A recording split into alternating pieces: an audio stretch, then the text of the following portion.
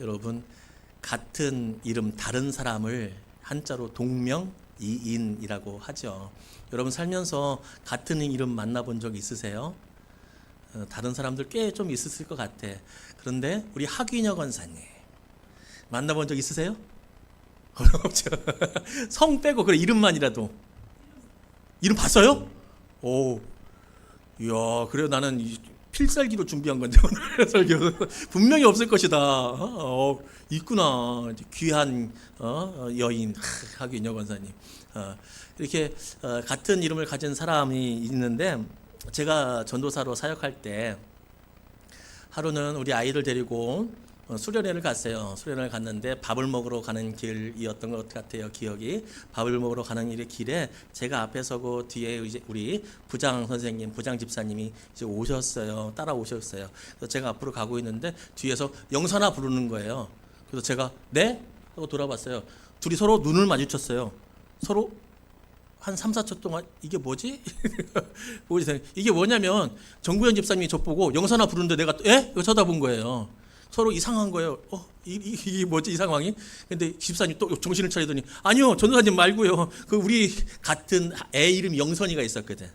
걔를 부르는 거예요. 그래서 서로 어색할 때가 있어요. 우리 처갓집 가서도 한번 놀랬어요. 결혼한 지 얼마 안 돼가지고 제가 소파에서 이렇게 앉아 있는데 저 보고 우리 장모님, 어머님이 저 보고 그러는 거예요. 영선아 이러는 거였어. 네? 장모님하고 저하고 또 눈이 마주친 거예요. 그래서 나를 왜 영선이라고 부르지? 그렇게 안 부르시거든요. 근데 왜 그랬나 보니까 이제 제 처제 중에 영선이가 있어요. 아우 지금 헷갈려 죽겠어요. 영선아 움찔움찔해요. 예전에는 그 미원에 제가 사역할 때는 거기는 그 여자분이신데 지금 사모님이 되셨죠. 사모님 이름이 신영선이야. 신영선. 그때는 이제 지금도 그런 기회가 많이 있지만 이제 감사헌금이나 11조를 하면 이제 헌금 그 이름을 읽어주면서 기도를 해요. 11조 헌금 신영선. 나는 안 됐는데 그런 적들이 좀 있기도 해요. 동명이인라고 하죠. 성경에도 동명이인들이 꽤 많이 등장합니다. 그런데 많은 분량은 아닌데 3명의 동명이인이 등장하는 이름이 있는데 그 이름이 바로 아나니아입니다. 아나니아. 이 아나니아라고 하는 이름을 가진 사람은 성경에서 앞에서 말씀드린 대로 3명이 나옵니다. 그리고 모두 오늘 본문이 있는 사도행전에서 이 아나니아가 나옵니다. 먼저는 사도행전 5장에 나오는 아나니아입니다. 이분은 처음에 교회의 성도였습니다. 처음 교회가 생기는 그 교회의 성도였어요. 근데 보통 성도는 아닌 것 같아요. 굉장히 중직이고 그리고 열심히 있었던 성도 같아 보여요. 왜 그러냐면 처음 교회 성도들에게는 하나의 문화가 있었는데 자기의 소유, 자기의 재산, 특히 자기 땅을 팔아가지고 교회에 드리고 그 교회에서 불쌍하고 가난하고 그리고 부족한 사람들에게 나누어주는 이 나눔의 문화가 있었어요. 그래서 이 아나니아라고 하는 이 성도도 자신의 땅을 팔았어요. 자신의 소유를 팔았어요. 팔아서 교회에 바치기로 했습니다.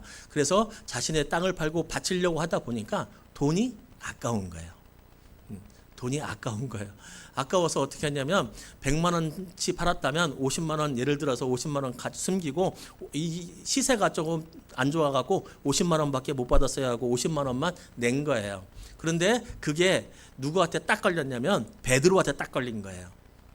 베드로는 어떻게 알았을까? 베드로가 뒤에 얘기하는데 뭐라고 하냐면 네가 하나님을 속였다라고 얘기해요. 그러니까 하나님께서 베드로에게 알 수 있는 지혜를 주신 거죠.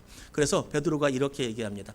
네가 그 땅을 가지고 있을 때도 네 땅이었고 그 땅을 판 돈도 네 돈인데 그냥 네가 가지고 있으면 되는데 왜 속여서 헌금을 하냐? 이게 왜 그러냐면 그 당시에 자기의 땅을 모든 소유를 팔아서 교회에 헌금하면 그 사람의 신망이 두터워질까요? 얕아질까요? 두터워지고 사람들의 존경을 받고 그 이름이 올라가고 그러니까 그러한 공명심 때문에 이 사람이 팔았고 누구를 속였냐면 하나님을 속였다라고 베드로는 이야기해요. 맞죠? 하나님을 속인 거죠. 하나님을 속인 거죠. 그리고 이때가 얼마나 중요한 때입니까? 지금 수많은 교회들이 있지만 처음 교회가 시작되는 거라니까요. 그 문화가 얼마나 중요해요. 처음 교회가 얼마나 중요한 문화의 그 기초를 닦아야 됩니까? 그런데 그 교회를 속이는 그러한 것을 이 사람이 해서 그 문화를 해쳤다는 거예요. 그래서 이 베드로가 책망을 하자마자 이 아나니아는 그 자리에서 죽어버립니다. 심판을 당한 거죠. 하나님께. 교회의 성도였고 어느 정도 교회에 신망이 두터웠고 믿음이 있었던 사람인데 끝에 가서는 하나님을 속이고 그 자리에서 죽어버리는 그런 인생을 살았던 사람이 첫 번째 아나니아이고요. 두 번째 아나니아라고 하는 사람이 있는데 이 사람은 사도행전 23장, 24장에 나오는 아나니아입니다. 이 사람은 대제사장입니다. 종교 최고의 지도자입니다. 공의회의 의장으로서 권력의 최정점, 권력의 맨 꼭대기에 있는 사람이 이 아나니아입니다. 이 사람은 바울을 핍박했습니다. 아니, 더 정확히는 바울을 핍박한 것이 아니라 하나님을 대적한 거죠. 복음을 방해한 거죠. 이 사람이 바울이 아나니아 앞에서 공의회 앞에서 바울이 자신을 변호했어요. 나는 양심껏 하나님을 섬겼다. 바울이 나는 정말 양심에 거리낌 없이 나는 하나님을 섬겼다라고 이야기했을 때 이 아나니아가 뭐라고 했냐면 저 입을 치라고 했어요. 그 입을 쳐라. 그러니까 그 말을 하지 못하게 해라라고 해서 바울의 입을 치라고 말씀했죠. 근데 그 말을 들은 바울 만만한 사람이에요? 대단한 사람이에요? 대단한 사람이거든요. 보통 성격이 아니에요. 바나바 같이 이렇게 다 품어진 성격이 아니에요. 그 입을 치라라고 하니까 바울이 승질이 나갖고 이 회칠한 담 같은 인간아, 하나님이 너를 치실 것이다. 서로 저주를 퍼부어요. 나중에 어떻게 됐냐면 이 아나니아가 바울의 그 예언대로 66년에 암살을 당해서 죽어버려요. 암살을 당해서. 이후에도 그 다음 장에도 대제사장 아나니아는 바울을 로마 총독에게 고발하는 일을 하면서 살았어요. 결국에는 이 아나니아라고 하는 사람은 교회 문턱은커녕 유대교 안에서 예수 그리스도를 인정하지 않고 예수 그리스도를 방해하고 하나님의 일을 방해하다가 결국은 비참한 최후를 맞고 죽게 됩니다. 두 명의 아나니아가 그렇게 죽게 돼요. 조금은 인생의 과정은 다르지만. 근데 마지막에 나오는 아나니아가 바로 오늘 본문에서 나오는 아나니아입니다. 이분은 다메섹이라고 하는 곳에 살고 있었습니다. 다메섹이 어디냐면 지금 시리아의 수도인 다마스쿠스라고 하는 곳이 이제 다메스쿠스 비슷하죠. 그곳이 바로 다메섹인데 이곳에 계셨는데 하루는 하나님께서 그에게 환상 중에 나타나가지고 뭐라고 하시냐면 사울이 지금 눈이 감겨가지고 눈에 보이지 않아서 어려움을 청하고 있으니까 사울에게 가서 안수하고 기도해서 그 눈을 좀 뜨게 해라라고 환상 중에 아나니아에게 나타나서 말씀하셨어요. 이게 사울이 왜 눈을 못 보느냐면 사울이 예수님을 따르는 사람들을 잡아가기 위해서 죽이기 위해서 감옥에 집어넣기 위해서 다메섹으로 가고 있는 중에 큰 빛이 번쩍 나타나고 그게 소리를 들었고 그곳에서 예수님을 만났거든요. 그 빛 때문에 나중에 그때를 회상하면서 사울은 그 빛 때문에 내가 보지 못했다라고 이제 표현을 하거든요. 그 빛 때문에 앞을 보지 못하는 상황이었어요. 그 상황이니 하나님이 아나니아 보고 가서 사울을 좀 눈뜨게 좀 해줘라라고 하나님이 지시한 거예요. 그러니까 아나니아가 뭐라고 하냐면 하나님, 이 바울이라는 사람이 예루살렘에서도 수많은 사람들을 잡아갖고 옥에 가두었는데 지금도 옥에 가둘 수 있는 권한을 가지고 이 다메섹으로 솔직히 나 잡으러 지금 여기 오는 건데 내가 거기까지 어떻게 갑니까? 가면 잡혀서 죽는데 라고 이야기합니다. 그런데 그때 하나님께서 그럼에도 불구하고 가서 눈뜨게 해라. 근데 아나니아가 그 말을 듣고 하나님 말씀대로 사울에게 가서 안수하고 기도했더니 바울에게 눈에 있었던 비늘 같은 것이 떨어졌다라고 오늘 본문에 말씀하고 있죠. 그러니까 바울의 앞을 못 보게 하는 그리고 그 흑암이 있었던 바울을 막고 있었던 그 고통의 비늘을 떨어뜨리게 되는 곳에 이 아나니아가 살고 사용되었죠. 바울은 나중에 이 아나니아를 이렇게 회상합니다. 아나니아가 어떤 사람이었냐면 여러분 아나니아가 어떤 사람인 줄 아세요? 아나니아를 생각할 때 이렇게 해석합니다. 한번 볼까요? 말씀 한번 볼까요?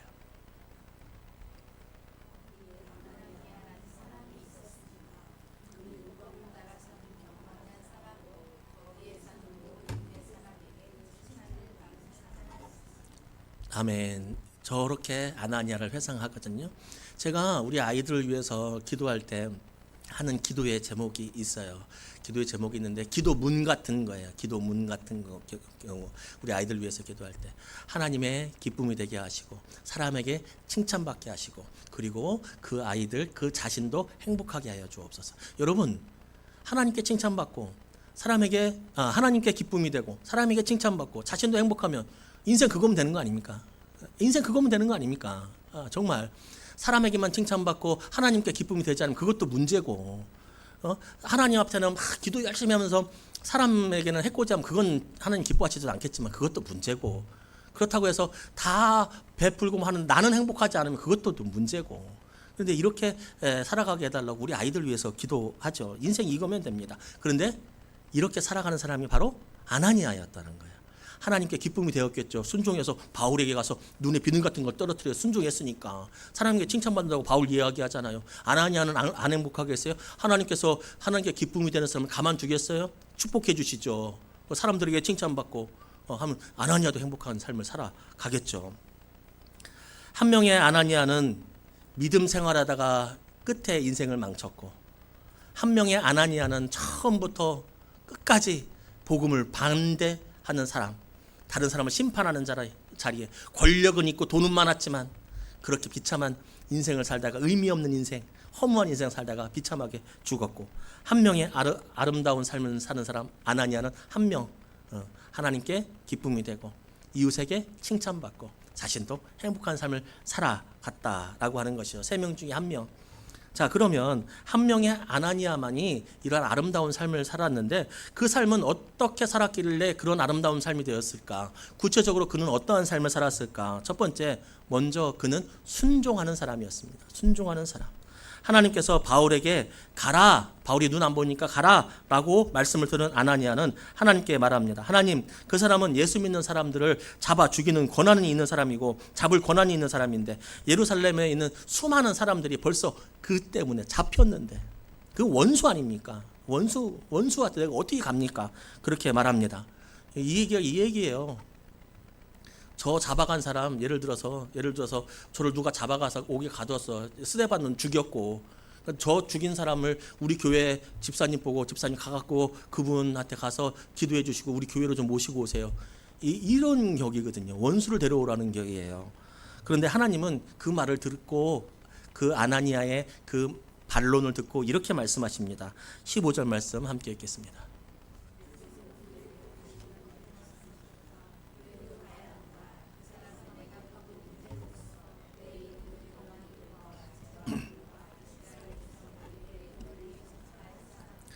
아멘. 그래도 가야 한다. 그래도 가야 한다. 그래도 가야 한다. 자신을 잡아갈 수 있는 사람이라도 그래도 너는 가야 한다. 하나님이 그렇게 그래도 가야 해. 무서워도 가야 해. 두려워도 가야 돼. 그를 사랑하지 않는 마음이 조금 있어도 가야 돼. 그가 나를 위한 그릇이기 때문에 그래요. 근데 여기서 아나니아가 듣고 갑니다. 아나니아는 하나님을 믿었던 거예요. 하나님을 믿었던 거예요. 죽지 않을 것을 믿었고 그가 하나님이 쓰실 그릇이라니까 회개했던 것을 믿었죠. 여러분, 그래도 가야 한다라고 하는 말에 가는 사람, 그것을 순종이라고 하죠. 순종은 참 어렵습니다. 왜 어렵냐면 자신보다 하나님을 더 사랑해야 순종할 수 있습니다. 그렇잖아요. 자신보다 하나님을 더 사랑해야 돼요. 그래야 돼요. 그래서 내가 갖고 있는 권리를 포기할 수 있어야 돼요. 할 수 있는데 하지 않는 권리를 있는 마음을 가져야 돼. 할 수 있는 권리가 있는데 하지를 않아. 왜? 하나님을 더 사랑하고 나보다 하나님이 더 높아지기 때문에. 하고 싶은 말 다 할 수 있어요. 그런데 차마 안 해. 권리도 있어요. 안 해. 왜? 하나님을 더 사랑하기 때문에. 그런 때가 많이 있죠. 그리고 또 순종은 자신보다 하나님을 더 신뢰해야 순종할 수 있어요. 하나님을 믿어야 된다는 말이에요. 아니, 하나님이 뭐 다 할 수 있겠어? 뭐 내 생각이 맞지? 그러면 순종 못해요. 내 생각은 이런데 하나님이 이렇게 말씀하시니까 그러니까 하나님 말씀 따라야지. 하나님을 더 믿어야 순종할 수 있어요. 순종이 이렇게 참 어려운데 수많은 사람들이 순종 앞에서 넘어집니다. 요나도 그랬고요. 믿음의 조상인 아브라함도 순종하지 못할 때가 있었어요. 그리고 초대교회의 반석인 베드로도 하나님 말씀 등지고 예수님을 3번이나 부인한 적도 있었죠. 그렇게 어려운 것이 이 순종입니다. 여러분, 순종은 어렵습니다. 그러나 순종해야 합니다. 순종해야 합니다. 그게 우리가 살아날 구멍입니다. 그게 우리의 생명입니다. 그 길이, 순종하는 길이 살 길입니다. 아나니아가 그래도 가야 한다라고 했을 때 그래도가 어디 있어요? 죽을 뻔히 하는데 라고 순종하지 않았다면 나머지 두 명이 아나니아하고 똑같은 인생 살다가 똑같이 죽어갔을 거예요. 그런데 그래도 가야 한다라고 하는 그 하나님 말씀 듣고 그래 나보다는 하나님이 더 믿을 만하지. 그래 하나님이 가라고 하니까 내가 내 안이 생각하지 말고 하나님 더 사랑하자. 나보다 하나님 더 사랑하니까 내가 나를 하나님께 바치자. 이런 순교의 마음을 가지고 간 거 아니겠어요? 여러분 그것이 솟아날 구멍이에요. 살 길이에요. 우리 가정, 우리 교회가 솟아날 구멍이 바로 순종이기 때문에 우리는 순종해야 돼요. 하나님은 우리를 괴롭히려고 우리 보고 순종하라고 하는 게 아니에요. 하나님은 우리를 힘들게 하려고 세디스트 같이 남 괴롭히는 걸 즐거워하는 하나님이기 때문에 자, 너 내 말대로 따라. 폭력적인 하나님이기 때문에 독선적인 하나님이기 때문에 너 내 말대로 해야 돼 라고 하는 분이 아니에요. 하나님은 이런 하나님이에요. 여호와의 말씀이니라 너희를 향한 나의 생각을 내가 아나니 평안이요 재앙이 아니니라 너희에게 미래와 희망을 주는 것이니라. 이게 하나님 마음이거든요. 너희에게 미래와 희망을 주고 너희에게 재앙이 아니라 평안을 주는 것이 하나님 마음인데 이 마음을 가지고 우리 보고 순종하라고 하는 거예요. 하나님 말씀 따르라는 거예요. 그게 어떤 길이니까? 살 길이니까. 그게 살 길이니까 순종해야 합니다. 그것이 살 길입니다. 예배 드리라는 말씀에 여러분 순종해야 합니다. 순종해야 합니다. 예배 드리라면 드리는 겁니다. 그러니까 여기 나오신 분들한테는 별 큰 저기가 없겠죠. 왜냐하면 이미 나오신 분들이니까. 이 말을 들어야 하는 분들은 꼭 집에 있고 안 들어도 되는 분들은 꼭 나오고. 예배 드리라면 드리는 겁니다. 순종해. 기도하라면 기도하는 겁니다. 기도하면 기도하는 겁니다. 사랑하라면 사랑하는 겁니다.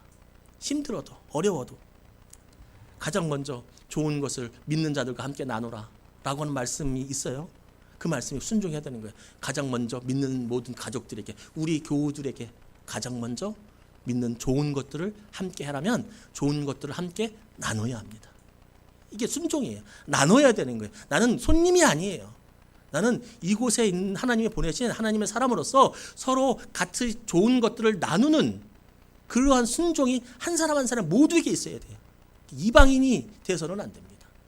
큰 교회에 사람들이 많이 몰리는 이유가 여러 가지가 있겠지만 그 중에 하나가 있다면 익명성입니다. 익명성. 내가 왔는지 갔는지 있는지 없는지 나를 모르니까 편하거든요. 그런데 여러분 교회는 그런 곳이 아닙니다. 그렇게 교회 다니는 것은 옳지 않습니다. 큰 교회 가서라도 구역에 속하든 셀에 속하든 소그룹에 속하든 속해야 돼야 되고 작은 교회 와서도 여기서 그냥 왔다 갔다 하면 안 되네요. 같이 기도하고 교회의 비전과 그리고 교회 예배를 위해서 같이 기도하는 한 가족이 되어야 되는 거예요. 두 번째, 아나니아는 먼저 손 내밀어주는 마중물 같은 사람이었습니다. 옛날에 집 마당에 우리 사진 보면 이렇게 생긴 펌프 집에 하나씩 다 있었어요. 이제 연식이 나오는 거예요. 우리 집은 없었는데, 우리 집은 수도 있었는데, 수도 이렇게 하죠. 삐걱 하면은 이제 물이 밑에서 쭉 나오잖아요. 근데 처음부터 저 물이 나와요? 아니죠. 그 뭐라 해야 돼? 한 바가지 위에다 싹 부어야 돼요. 한 바가지 싹 부면 밑에서 물이 콱 나오죠. 그 붓는 물을 뭐라고 불러요? 마중물이라고 부르죠. 그러니까 아나니아는 마중물 같은 사람이었어요. 기다리지 않았어요. 먼저 다가가서 손 내밀어 주었어요. 먼저 사랑했어요. 먼저 찾아갔어요. 하나님의 명령이니까. 하나님의 명령 먼저 찾아가서 안아주고 그리고 바울에게 안수하고 눈을 뜨게 해주었어요. 누가? 아나니아가. 누구의 눈을? 바울의 눈을. 그렇게 역대 최고의 전도자, 역대 최고의 신학자, 기독교 교리를 정비하고 기초를 닦은 자, 그리고 복음의 선봉자, 성령의 뜨거운 불같은 전도자, 치유자, 성경을 가장 많이 쓴 위대한 사역자, 누구? 사도 바울이 사역을 시작하게 했죠. 바울이 예수 믿기 전하고 예수 믿기 후하고 달라졌는데 바울이 눈뜨고 가장 먼저 본 사람이 누구예요? 아나니아예요.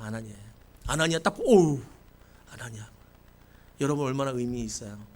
바울의 그 사역 뒤에는 묵묵히 바울을 섬기고 순종해서 그리고 사울에게 찾아가서 먼저 손 내밀어 주었던 누가 있는 겁니까?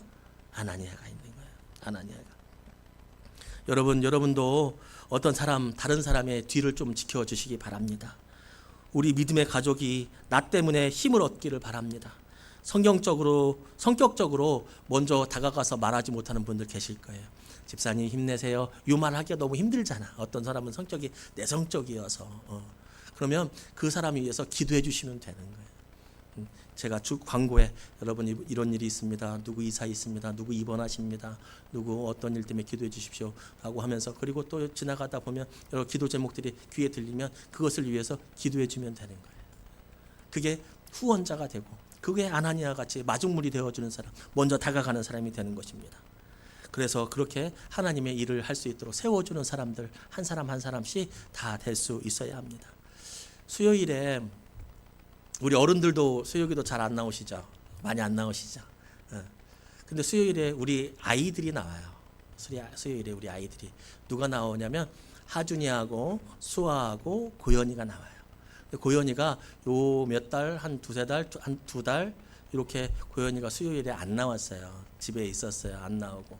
근데 오랜만에 한두 달 만에 고연이가 지난주 수요일에 왔어요. 제가 목양실에 있고 고연이가 왔어요. 그러니까 함성 소리가 들리는 거예요. 함성 소리가. 고연이가 왔어요. 고연이가 왔다. 아 진짜 실제로 고연이가 왔어. 고연이가 왔다. 누가 했을까? 하준이가. 우리 하준이가 고연이가 왔다. 그 소리를, 함성을 듣고 제가 목양실에서 고맙다. 한 명의 목회자로서 고맙고, 한 아이의 아빠로서 고맙고, 참 고맙다. 참 감사하다. 저거를 새가족부를 내야 되나?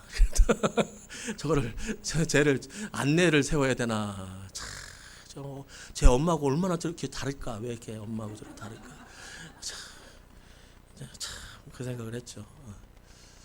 여러분, 우리도 하준이 아나니아처럼 다른 사람 보고 어려우면, 오랜만에 딱 오면, 장기 개설자들 오면 집사님이 오셨구나, 집사님이 왔다, 먼저 찾아가서 이렇게 해주면 좋겠어요. 근데 요즘은 또 그러면 안 돼. 왜냐면 저 같은 사람은, 특히 남자들은 딱 오면 인사만 하고 이제 그 식당에 가잖아요. 남자들이 말 안 거는 식당을 간다잖아요. 그러니까 성격을 잘 보고 해야 돼. 성격을 잘 보고. 그러면 근데 똑같은 건 있어야 돼. 마음속에 고연이가 왔다가는 있어야 돼요. 겉으로는 너무 이러면 부담스러우니까 마음속에서는 집사님이 왔구나. 아유, 오랜만에 왔구나. 이제 건강이 좀 좋아졌나 보다. 왔구나. 속으로는 이 함성이 있어야 돼요. 그래서 그 사람 위해서 마중물 되어주고 그 사람이 잘 자랄 수 있도록. 새가족이 오면 우리가 새가족이 왔구나. 우리 교회가 장례식장이 아니라 정말 산부인과구나. 새로운 영혼들이 왔구나. 속으로 기뻐해야 돼요. 그냥 오는지 마는지 이러면 안 되는 거예요.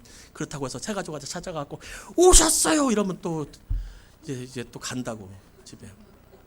그러면 안 되고, 속으로는 함성을 하고 겉으로는 아주 젠틀하게 반갑습니다.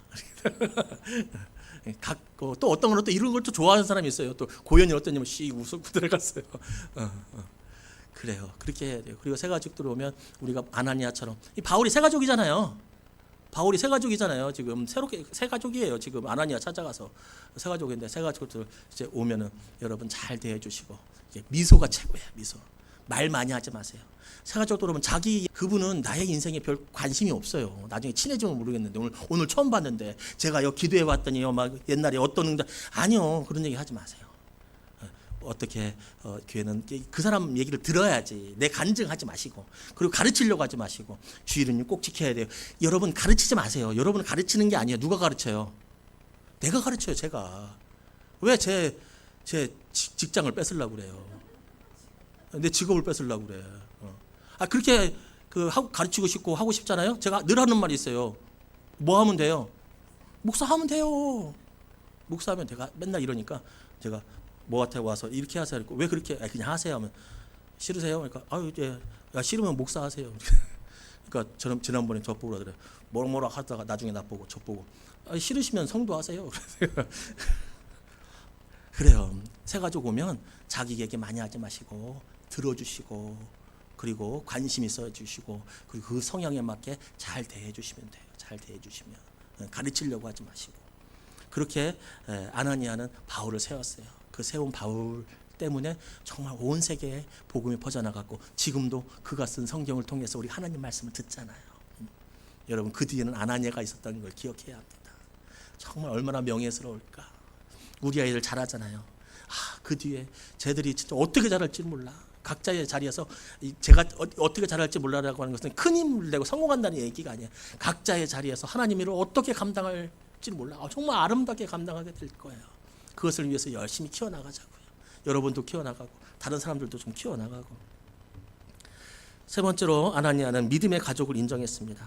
아나니아가 사울에게 찾아가서 바울에게 처음 한 말이 무엇입니까? 아나니아 가서 처음 한 말이 형제 사울아. 형제 사울아. 형제 사울이라고 불렀어요. 형제 사울아. 형제라고 불렀습니다. 얼마 전까지는 형제였어요, 왼수였어요? 원수였어요. 자기 같은 믿는 사람들 잡아가고 김 집사님 잡아가고 박 집사님 잡아가고 목회자 잡아가고 지도자도 잡아가고 다 잡아가고 그 감옥에 집어넣은 왼수였어요. 왼수였는데 하나님이 그에게 찾아가서 그는 내가 쓸 그릇이다 라고 하니까 회개한 걸 알았거든요. 가서 용서한 거예요. 용서해서 뭐라고 부르면 형제 사울아. 여기서 말하는 형제는 우리가 저 사람 나는 형제 같은 사이야. 아니 그런 형제의 단어 뜻이 아니에요. 여기서 말하는 형제는 같은 태에서 나온 친형제를 말하는 거예요. 이 단어 자체가. 그래서 사울을 진짜 믿음 안에서 예수 안에서 형제로 받아들이게 됐다는 것이죠. 손영환 목사님이라고 하는 분이 계십니다. 여러분 다 이름은 들어보셨죠. 여수 순천 사건 때 자신의 두 아들을 잃었습니다. 그 두 아들을 죽인 사람을 이 손영환 목사님이 양자로 거두었습니다. 아들 삼은 거예요. 가족 삼은 거예요. 자기 자식 2명을 죽였는데. 그래서 이 사람의 별명이 뭔지 압니까? 이분의 별명이 사랑의 원자탄입니다. 예수 그리스도께서 나도 받아주었는데 내 자식 죽인 저 사람 왜 내가 못 받아주겠냐. 그래서 자기 자식, 여러분 그냥 동화책에 나오는 얘기가 아니잖아요. 이 얘기가 내 자식 죽인 사람을 해갖고 그 청년을 내 아들 삼았다니까요. 훗날 그 자녀가 된 청년이 이렇게 고백합니다. 나는 사람을 죽인 죄인이었지만 목사님의 사랑 때문에 다시 사람이 될 수 있었습니다. 손영환 목사님 그 아들 자기 가족으로 삼아 주신 거예요. 삼아 주었던 거예요. 여러분 아나니아가 이렇게 했잖아요. 아나니아가 내 옆에 내 생명과도 같은 형제 자매들 말했죠. 예수 믿는 사람들은 같은 태에서 나온 친형제라고. 친형제를 잡아갖고 죽이고 힘들고 핍박했던 그를 형제 사울아 불러줘. 손영환 목사님 그래 너는 이제 내 아들 해라. 너 내 아들 죽였지만 내 아들 해라. 이게 다 그리스도의 정신인 거예요. 여러분 우리도 예수 안에서 하나님 안에서 성령 안에서 한 가족인 줄로 믿습니다. 우리는 한 가족입니다. 아나니아가 사울이 했던 형제, 그게 우리에게도 똑같이 하나님 안에서 우리는 형제라고 하는, 진짜 형제 같은이 아니라 같은 교인이 아니라 형제예요. 형제 같은 태에서 나온 형제. 여러분 다 아시는 목사님 그렇게 말씀하시더라고요. 제가 신대원 때 설교 오셔가지고 시장에 이렇게 나가서 봤더니 누가하고 싸우고 있더래요. 이렇게 보니까 둘 다 우리 교회 집사님이더래요. 충격을 받았대. 그것뿐만 아니에요. 교회에서 싸우는 사람들 얼마나 많아요. 여러분 그러면 안 됩니다. 우리는 형제입니다. 교회를 분열하고 교회에서 싸우는 것은 누구를 찢는 거라고 했어요? 예수님을, 그리스도를 찢는 거예요. 절대 안 돼요. 우리는 형제예요. 형제이고 한 가족인데, 한 가족은 기쁜 일이 생기면 함께 웃고, 슬픈 일이 생기면 함께 울고, 힘든 일이 생기면 함께 기도하고, 함께 웃고 함께 기도하고 함께 울고. 제가 여기 있죠. 여기 보니까 교회도 하지만 대통령이 그 순방 다닐 때 여기 뭐 써놓고 다니더라고요. 교회도 이게 뭐 써놓은 교회들 꽤 있더라고요. 야 나도 여기다 뭐 좀 써놓자. 이게 뭘 써놓을까? 처음에 딱 들어와서 현수막보다 이걸 먼저 볼 텐데 뭘 써놔야 될까? 처음에는 표어를 써놓을까 생각도 하고 고민이 많았어요. 그러니까 뭐를 써놓을까? 교회에 처음 오는 우리 교우들에게 무엇을 말하고 싶나 내가. 무엇을 말해야 될까라고 했어요. 이걸 써놓을까, 이걸 써놓을까, 그걸 써놓을까. 하여튼 문구도 많이 써놨어요. 많이 써놨는데 이 설교 준비하면서 고민 끝냈어요. 정했어요. 뭐라고 정했냐면 함께 웃고 함께 기도하는 한 가족. 함께 웃고 함께 기도하는 한 가족.